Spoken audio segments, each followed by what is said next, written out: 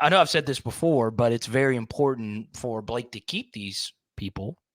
You have to go support them, right? Yeah, you got to, man. You got to. I mean, because it's a business, right? They're not just giving you charity, right? They believe in you helping their business, so it goes a long way. And also, Blake, moving forward, if you super chat during Blake's when I'm on here, I'm going to go straight to it. I'll stop what I'm saying and answer your question immediately. It all goes to Blake. I don't get anything from it. So support him. I appreciate all the super chats up to this point, man. Let's get to it. Let's go. We got some super chats in here right now. Well, okay. Earlier, I'm sure you've already addressed on, but I'm just saying when I'm on here, if someone wants to ask me a question, we'll go straight to it. Okay.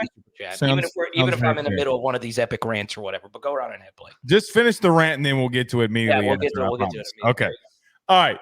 Carter, did you see today that I asked the fan base just on Twitter, but I asked about really anybody who wanted to get involved here. What is your boldest take or hottest take going into the 2025 or 2024 college football season? Now, earlier I did mine on LSU. I said that I think here's a very hot, bold take. LSU defense, top 45 in the country. Yeah, I said it.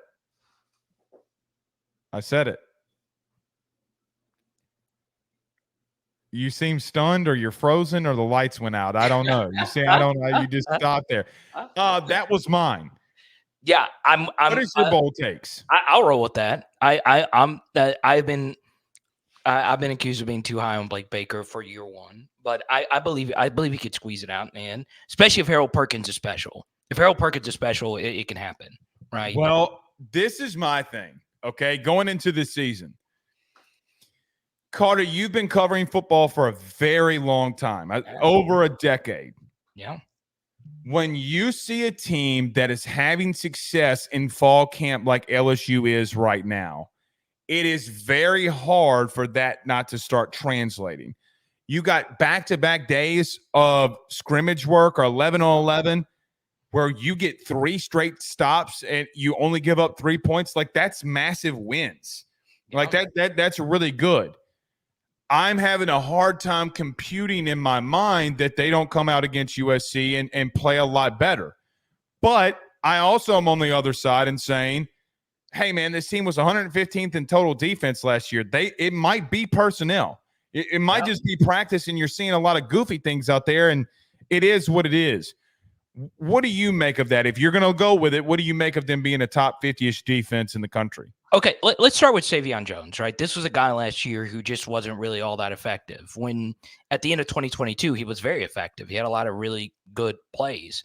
So if it translates, in practice, you've seen it. I've been told this. Someone that is involved with the LSU defense has told me that Savion Jones has gotten the better of Emory Jones. And that's an NFL offensive tackle he's going up against, right? Emory Jones. There have been certain situations he certainly has. Right. So Emory Jones will probably be starting in the NFL next year, more than likely, especially if he's a first rounder. So if that's happening, that's good, right? That's really, really, really good. So what you're hoping for is Blake Baker has one of these guys, or maybe two, that has that Damon Clark, Cordell Fly kind of leap where they weren't really good under, the previous, but when some new blood came in, they started playing better. So you're going to need that. And you're also going to need to have some things break your way in terms of injury luck and so on and so on. I did a film study on the Garrett Nussmeier interception. By the way, I see a few people in here that have commented under my video about that. It was an interception. His foot was in bounds. I have the photo. Yeah. And here's the thing. Speaking on that, did you see people were arguing me and I was actually at practice? You were actually at practice. Right. And here's the thing. Did you see what I was asking? I would quote tweet them and say, would you like to place a small wager? Do you want to bet that he was in or not? I'm going to take your money. Like, he was in bounds. Here's the thing. It was a very bad throw. We'll get to that in a minute, but just hold on. But that, Carter, those types of plays are, if that happens, you will be a top 50-ish defense, because when you get turnovers like that, that's what happens. I asked a friend of mine today. And his play went up after when Blake Baker got here too. Mike was not the same when Blake Baker left, right? And so that, to me, a lot of players are developing and progressing based off of schematics alone, just based off of what that you want to do. That's why another part of this development has been key here too. Yeah, and Omar Spates is having a good start for the Rams. I don't know if you saw that. Yeah, the PFF's highest graded player through. Right. Yeah, I mean that's insane. Right, like it's weird how he magically forgot how to play football last year. So you do wonder about how bad the coach was. It was really bad. So yeah, I'm very high on Blake Baker. I could see a top 45. My boldest LSU take this next year will be Xavier Thomas will be had the second most production at wide receiver behind Kyron Lacy. That's a bold one. That is a hot one. But I don't know how likely that's going to be because his hamstring injury can get you behind the 8 ball here. And I know he's practicing and it's getting better. We had John Eads on last week and he's been covering that like crazy. I think he will be healthy and I think he will shock people how good he is. But that's not me also not believing Chris Hilton's going to have a big year, and CJ Daniels is also going to have a really good year as well. So I'm really excited about that, and I hope. I don't care if the bold prediction comes true. I just hope this LSU offense remains good. And with Corey, a big piece, and you and I had this discussion earlier privately. For people on audio, Corey Rogers sends a $199 super chat and says, "Do you think that Lynn will try to target Chester?" I just want to make sure our audio.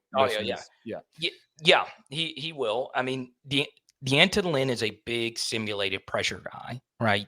He likes to rush 4, but it's not the 4 that you think it'll be. So he'll blitz someone, and someone will drop. Very UCLA-ish 2021, right? So I think so. They're going to put a lot of pressure on him. I will also say this, Blake, and you and I agreed on this privately. So something we disagree, especially on the offensive line. I think this offensive line is at its best if Chester is the center instead of Dellinger. Now I know Dellinger was playing center. Some of it is, contingent, getting another center ready to go if Chester were to go out. But I think the best version of this offensive line is DJ Chester at center and Dellinger at left guard. And it's not necessarily Dellinger at center that I worry about. It's that Dellinger at left guard became really good. Like he'll be a draft pick next year. I mean, he's gotten to be very, very, very good. So I think the offensive line will be at their best. And I think DJ Chester's going to have a fine year. I really do think so. Well, could I see? No, go on. Go ahead. And speaking with that, there comes a point where I think a lot of people are asking questions. Well, hey, man, I mean, if this offensive line, I mean, you're first and goal from the 1 and this defense makes 4 straight stops, is this O-line as good as we think they are? And that could be fair. That could be fair. We could be wrong that this offensive line is not the best in the country, even though we still think it's going to be a pretty good one. Might not be the best, but it might be a damn good one, top 5. Carter, I don't think that there's anything that they've seen this camp that would shock them because of how much heat Blake Baker sent. Like I don't think, because people haven't seen it with their eyes yet, just how much pressure this man is sending. Like he's sending the house a lot. So D'Anton Lynn will send pressure. I mean, what was it? 40 snaps in the spring game that they blitzed, right? Like, I mean, Carter, that is insanity. Like they weren't holding back on anything. They were showing you what they want to do. If we're going to be out here, we're going to be out here, and we're going to fix it if we need to fix it. So I could see that, but I think that look, we'll talk about this next week. I don't want to get in great detail because I already have my USC game plan like formulated on how you have to beat him. Nuss has got to get the ball out quick. Yeah, no, I'm with you. He's got to get the ball out. None of this hitch, try to make a play. He's got to get the ball out quick early in the game. Right. I'm trying to think of another hot take to give you. I think this is one. I think the Lots $5 super chat.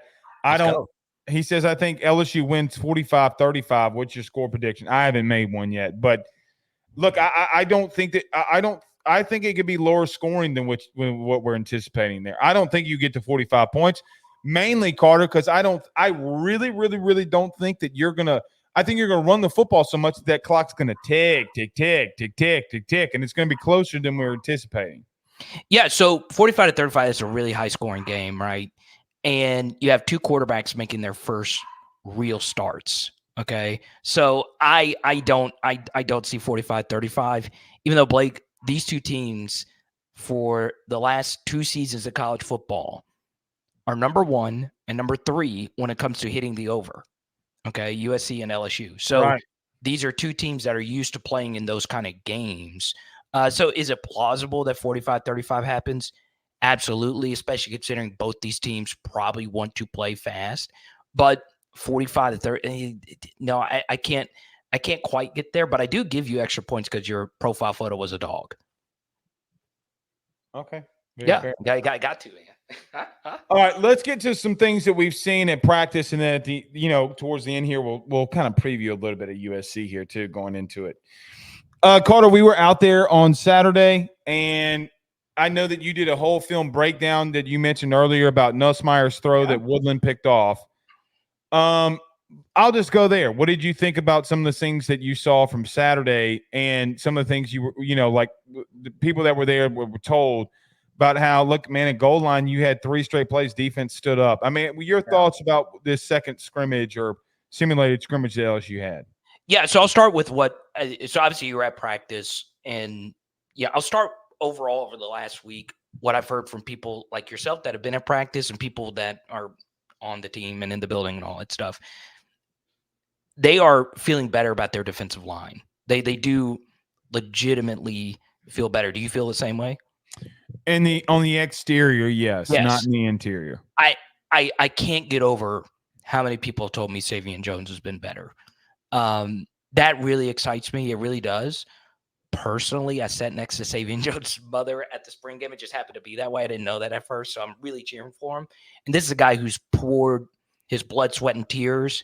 And like Jacoby and Guillory, he's been through all these different defensive line coaches, so I'm really cheering for him. Well, he's been more in the interior, though, Carter.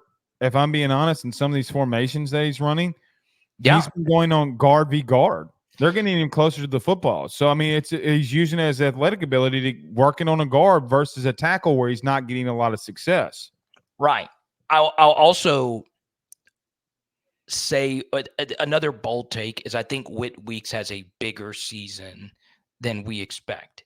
I know he's not a starter right now. It would not shock me if he does start a few games this season. I know they really like Greg Penn. I know obviously Harold Perkins is going to be on the field a lot. I do think Whit's going to play a big role. Dude, he's on every third down situation. Right. So even if he's not a starter, because I get a lot of messages about Whit Weeks starting. In that Prowler package, he is. Yes. And to that point, Carter, that's why I asked BK on Saturday. It was the last question in the press conference. I asked him because I was trying to fish out if he was going to talk about Whit Weeks more than Harold Perkins and Greg Penn, which he did. Hey, why did Perk have the comms in his helmet? And what did he say? He said, well, Greg Penn in some of our packages comes off and Harold Perkins is the only person on the field. Okay. So that means that Whit Weeks is coming on the field. That's what you're telling me. Pause. Oh, my God. All right, fair. Yeah, I had to. All right.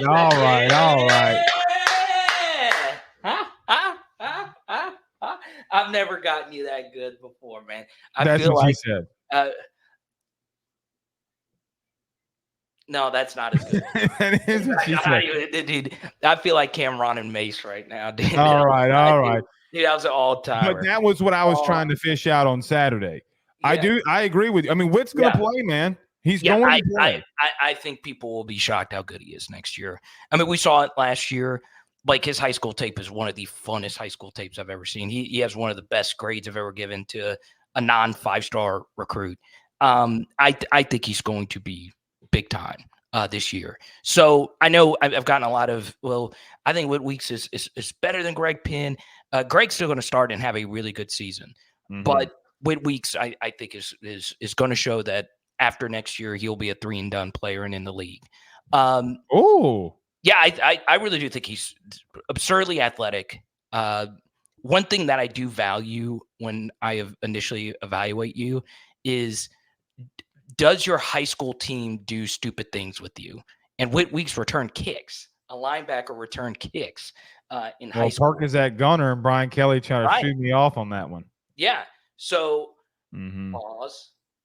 No, I'm done. Shoot me off on that one? No. I wasn't as good as the one a minute ago. But the truth is, I think Whit Weeks is going to have a spectacular season.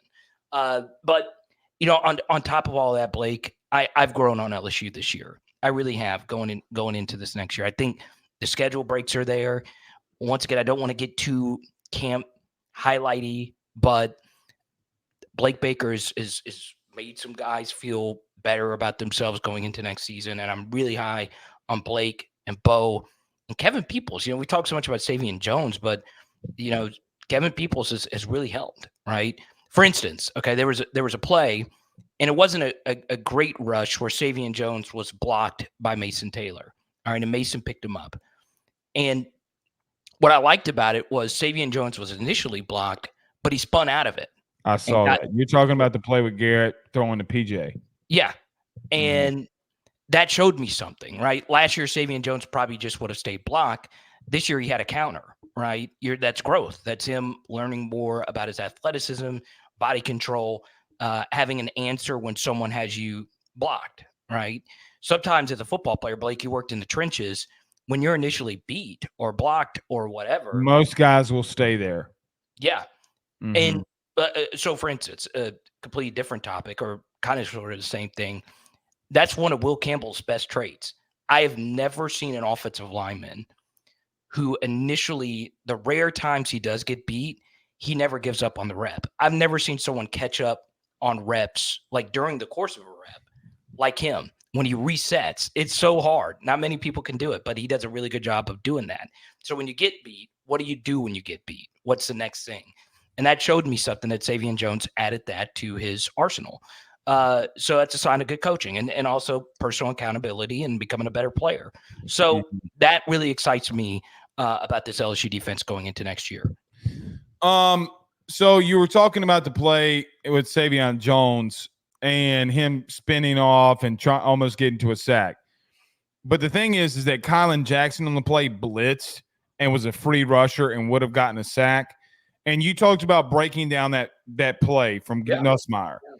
In case you missed it, let's kind of preface it. So we posted a video on social media. A lot of people did.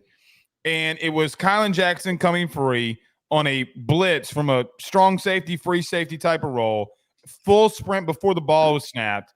And Garrett just kind of lobbing off of his back foot, trying to get the ball out of bounds and not take the sack, throws a pick to PJ Woodland. Now, is Nuss going to do that in the game? None of us know. Was that just another bad decision by Nussmeier in a crucial situation, which, by the way, you were moving the ball down the field, and then you throw a pick. That has been the concern about Nuss's camp. It's like, hey, man, you've had some really good drives, and then the reason the drive stops is because you've had a turnover. Yeah. What do you make of these turnovers with Nuss and camp, if anything? Yeah, so let's first, once again, give Blake Baker a lot of credit. The defensive call was great. So I am very pro blitz in the extended red zone. So in the 40 to 30-ish yard range. And Blake Baker called an absolutely wonderful blitz. Now, one thing, very positive thing about that blitz is the blitz pickup from big number 28, Caleb Jackson. Yes. Okay. So I mean, now Major Burns is on a blitz. Caleb Jackson goes out there and meets him, blocks him, just to preface anybody who hadn't seen it. But yes. So a double safety blitz. Right. So the first thing about that is that offensive play, I actually considered a major positive. All right. And I mentioned it because that tells me that Caleb Jackson's blitz pickup is starting to get good because it was a very exotic blitz. Right. So LSU would probably prefer in passing situations to have Josh Williams out there because Josh Williams has been the third down back in critical situations all the way back since 2020, right? He was on the field for Max Johnson and the shoe throw, right? So Caleb Jackson showing me that in the play lets me know that the LSU coaching staff feels better about keeping him on the field longer, right? You can make a very strong case that the most important trait that running backs can have now is blitz pickup. Because if you don't have good blitz pickup, you'll get your starting quarterback killed. So Caleb Jackson's blitz pickup on that play was absolutely electric. The issue was there was another blitzer. It was tough to account for it because it was a safety blitz. Third level blitzes are really tough for an offensive lineman to pick up. Okay. So the call by Blake Baker was really, really, really good. Like elite level stuff. And it was the call of the blitz that led to the interception. The second thing is obviously Garrett, that was a bad interception, and he's had some red zone and extended red zone turnover issues. That's where his turnovers have been the absolute worst. And it's also just the worst turnover you can have, right? You don't want to turn over the football there. Another thing about that, though, was LSU only had deep patterns. Okay, they only had deep patterns called on that play. So you still shouldn't throw the interception. You still shouldn't. But when you get to that extended red zone area, be wary of teams that are going to blitz you, because if you have all deep stuff called, it leads to intentional groundings and turnovers and stuff like that. And that could be a growing thing for LSU to know that Garrett Nussmeier could throw a pick if we only have deep stuff being called, right? But ultimately, Garrett just cannot throw that pick. He just can't. And he just cannot. And it's just one play in a practice. There's a gazillion plays. A lot that you see that you're not allowed to film, and there's a lot of plays. Well, no, it wouldn't be me. Y'all see it. I mean, LSU posted on social media of him throwing it to Major Burns in a pickoff. I mean, it's not me posting it. Right. He can't do that. Like, turnovers in the red zone are non-negotiables, and it's also very anecdotal. Okay, there's no metric. I'm big on stats, big on metrics. There's a lot of people that believe momentum doesn't exist. I tend to believe that it does, but I think we tend to overrate it. But an early red zone turnover is tough to shake for the rest of the game. Okay, perfect example, Blake Ruffino. All right, did you know Matt House, the only elite Matt House game was what? 2022 versus Alabama. Okay. Correct. The great Bryce Young, who won a Heisman Trophy, only had one game in his career where he completed less than 50% of his passes. Right. What happened early in that game? Threw a red zone pick. He did. And and you know what else? He also got sacked in the red zone by Harold Perkins. Yes. What was the other one? If I'm not mistaken, he didn't throw a touchdown in the red zone. He made bad decisions in the red zone. And you know what they were doing? They were sending the heat after him. Here's the question that I would have. So in the play, you got Major Burns blitzing down from his star position, and you have Kylan Jackson coming, loose as a goose, don't get me started, from the third level, free as a bird. I'm like a bird, always fly away. Okay. If you're throwing the ball off of your back foot, right, to get the ball and throw the ball away, and in practice that you're not going to get hit, what are you going to do when you do get hit? Yeah. And that is a massive question mark of if you're shying away from a situation where you're not getting hit in practice. It's not the throw that bothers me, right? Like, trying to throw the ball away doesn't actually bother me at all. What bothers me is the way that you executed it. You finally made the right decision, right? Like, Carter, the right decision right there was to throw the ball away, right? Yeah. And he might have been trying to do that, though. But if you are going to do it, you got to make sure it is. If you're going to throw the ball away, you got to throw the ball 2 steps forward, 1 step back. 2 steps forward, 1 step back. Okay. One thing I will defend him on, though, is since it was such immediate pressure and all the patterns were deep, it does make it harder. But you still can't throw it. You still can't. Okay. Throw the ball at Caleb Jackson's feet. He's an eligible receiver. Yeah, that's what I would. Yeah, or just there is no excuse. Carter, he threw the ball 18 yards. 18 yards. So one more thing on the blitzing. C. Hardy did super chat. Who will lead the team in sacks and how many? Obviously, more than likely, I would put 60 to 70% on Braden Swinson because he's just a good football player, right? Well, Braden Swinson had a massive inside spin move on Will Campbell, and Will got beat. It's the first time that I actually saw Will borderline, it wasn't borderline get beat. Now, was the offensive line battling with a stomach bug? Yes. Did that play a factor in it? Yes.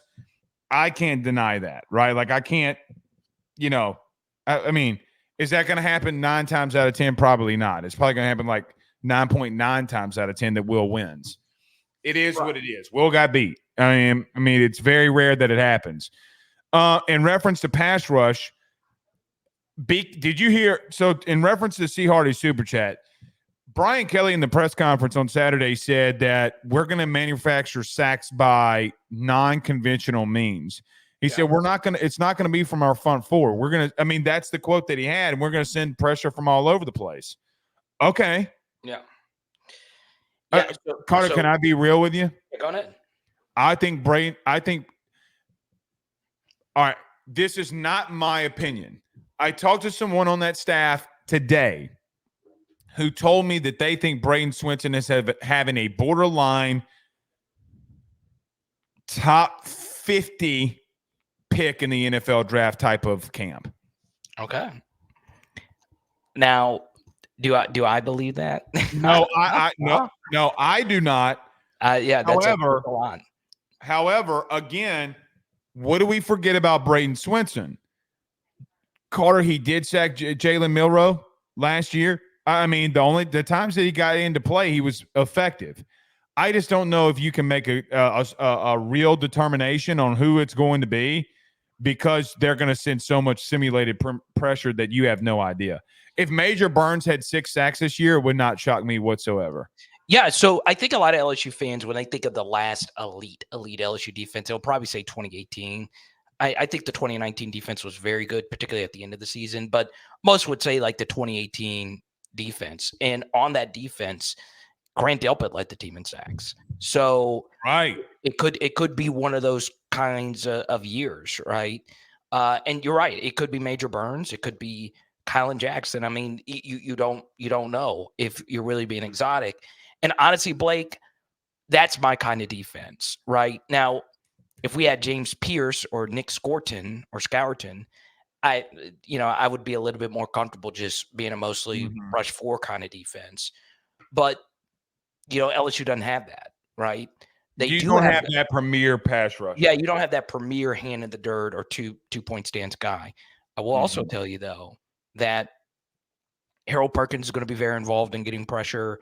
That you're going to see a lot more corner blitzes, which is Ashton Stamps, dude. Right. They've sent Ashton Stamps more than anybody on that from the boundary. I am a big corner blitz guy. Hold on. Oh, go on. Tell the fans how exotic it is that you're sending a boundary corner on a blitz. Yeah, because it's risky because if you hot and throw directly, well, not hot, if you check and throw directly into it, it's a big gain. You're giving away 7 yards. So you got to really, you can't just call it every time, but you got to be particular with it. Left hash, closer to the boundary of where that corner is. Got to have right alignment. There's so many things that you got to do there. But Ashton Stamps is what forced a 4th down when he blitzed and us had a bad throw. Right. Again, this has been the most, to go back to point number 1. Okay, before I get you out of here, go back to point number 1. I don't think that we're ready to see, dude, they're make it or break it. They're going to send heat. Let's do it. Hey, let's do it. Me too. Go out swinging. And part of LSU's issue last year was they're too conservative defensively. No doubt. Because normally when you think, hey, our defense sucks, let's just play quarters and give 7 yards in a cloud of dust or 7 yards or whatever. The best thing to do is the opposite. Get exotic. That's what that horrible 2021 defense did. They said, F it, we're going to set, we're going to throw a match and just send everyone. And it worked. It worked at the end of last season. So if Baker, I think Blake's going to do a lot of that this year. Before we get to the last super chat and get you out of here, any early thoughts that you have about USC? Yeah, this is a good football team. So the first one underrated thing is one guy who has really given LSU issues over the past couple of years is Jaquavius Woody Marks at Mississippi State. So he transferred there, and he's a running back. And last year USC got an SEC running back. Offensive line, man. They averaged like 6'5", 320. So USC brought in a running back from the SEC last year, Marshawn Lloyd, and he was really good. And I think Woody Marks is going to be really good for them. I think he's very underrated. It's just kind of lost because, when you think Mississippi State, you don't think running back, right? With the air raid. Mike Leach and the air raid. Right. But he's been a really good player for them. Yeah, he almost single-handedly beat you in 22. So he's going to be a really good player for them. Mm-hmm. Also, USC is just going to, as much as we are high on Blake Baker, USC's defensive coaching got a hell of a lot better. Yeah, D'Antolin's a good DC, man. They were number one in the country last year before he left at not allowing rushing yards. Yeah, and their assistants got better too. So how you feel about your coaching staff? My folks at USC feel really good about what they hired. Now, I think I truly objectively think LSU's coaching hires were better, but USC it wasn't just that they got better with their defensive coaching. They got out what they needed to get out in Alex Grinch. So this is going to be a good football team. But I do think one thing, and I know a lot of fans are going into this thinking, well, we're playing a difficult season opener, and this is something that I don't like. I cannot state this enough. The last two Florida State teams are way better than this USC team. Like, but you were better too, some would say. I think people forget, we go into that game because, it ended up being a blowout. But what did we learn about Florida State? That team was freaking good. I mean, when they were healthy, there was only one team that I think potential national champion. Yeah, if they were healthy, only Georgia was going to beat them. I truly do believe it. If they would have stayed healthy and made the playoff, only Georgia, I think, could beat them. And the year before, they were really good too. And they're, far more experienced. Continuity. It was our first game under Brian Kelly. You are in a way better spot going up against a USC team that's not in the top 10, has a lot of question marks, not nearly as talented, not nearly as deep. And pause. You got to remember, and someone had a super chat about number 18. I don't know what they're going to do about that. But finish your point, though. Finish your point. But the truth is that these Florida State teams, and when I watched them on film going into the games, you can go back and listen to the film studies. I was like, I don't know how we're going to do. I mean, these Florida State teams were so freaking good, right? Norvell's a good coach. Alex Atkins is a good offensive line. I mean, they were stacked. They were absolutely stacked. Hey, how much money would you have spent to have Braden Fisk last year? Right. Would you have shortchanged him? Yeah, that one player might have changed the outcome. Right. So the truth is, Florida State, both of those seasons, Blake, were better football teams than us. Right. We learned that after the fact, and all those guys went to the league. All of them. Right. And all of them, like their receivers went to the league. Their defensive linemen went to the league. Now, I'm not saying USC doesn't have pros. They're just not nearly as good as those teams. And where they really kicked your ass was in the trenches, especially on the defensive front. They were just better than you in that area. Mm-hmm. This year is not the same. It is not the same. LSU Alexander might not be a bad player, though, man. But he is not Fisk. He is not Lovett. I agree. He is not Jared. Those guys. How does he look under D'Anton, though? He'll look good. Like I said, they have good players. I know. But Florida State, I know I've defended them and how they got shafted in the playoff and all of that. Blake, they were so damn good. They were they're definitely one of the best teams LSU has ever played in any season opener. And that's just not going to be the case versus USC. Are they still a good team? Yes. Could they still beat LSU? Yes. Could LSU still go to the playoff if they lose to USC? Yes. but they're just not as good as these last two Florida State teams. And Brian Kelly going into year 3 will have this team prepared, and they will go in there and they will win the game. Delod says a $5 super chat says LSU not assigning a number 18. It'll probably come into this week or early next week. I give it to Josh Williams, and I don't blink an eye. Yeah, I'm with that as well. Carter the Power Bryant. Good evening, good sir. We'll see you soon.